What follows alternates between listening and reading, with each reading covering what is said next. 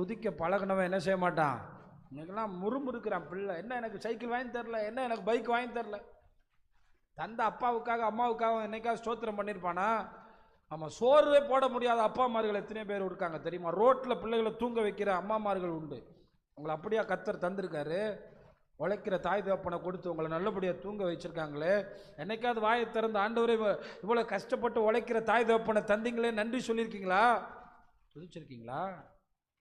உங்கள் ஆத்மா பிழைத்திருந்த அவரை துதிக்கக்கூடாது. நான் எதுக்காக பிழைச்சிருக்கிறேன்? அவருடைய அதிசயங்களை விவரிப்பதற்காக. நான் எதுக்காக பிழைக்கிறேன்? அவரை துதிப்பதற்காக. கிறிஸ்தவர்கள் மட்டும் சரியாக துதிச்சா இந்த தேசம் ரட்சிக்கப்படுறது ரொம்ப தூரமாக இருக்காது. ஆமாம், கிறிஸ்தவம் மட்டும் காலையில் எழும்பி கத்தரை நல்லா துதிச்சு ஒவ்வொரு செயலையும் கத்தரை துதிச்சான்னு வச்சுக்கிறீங்களேன்.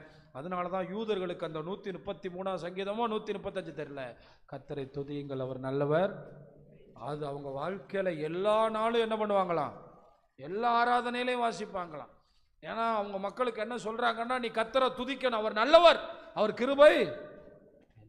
நீ வெளிநாட்டில் இருந்தாலும் கிருபை அப்படி தான், நீ எங்கே போனாலும் கிருபை மாறாது, நீ வியாதிப்பட்டாலும் கிருபை மாறாது அப்படிங்கிற ரகசியத்தை சொல்லி கொடுக்குறாங்க. இங்கே இருக்கிற எத்தனை பேர் வாயை திறந்து உண்மையாக கத்தரை துதிச்சிருக்கீங்க? இந்த பாட்டில் எனக்கு பிடிச்ச வரிய, துன்பம் சூழும் எவ்வேளையிலும் நன்றியோடு நாம் பாடி. துன்பம் வந்தால் என்ன இயேசுநாதர் மாறிட்டாரா?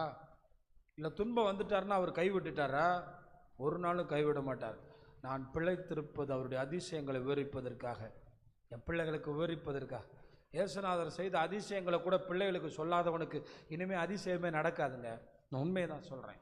இயேசுநாதர் செய்த நன்மைகளை சந்ததிகளுக்கு சொல்லாதவனுக்கு, பேரன்மார்களுக்கு சொல்லாதவனுக்கு எதுக்கு அவர்கள் வாழ்ந்திருக்க வேண்டும் சொல்லுங்கள்? அப்படி அவர்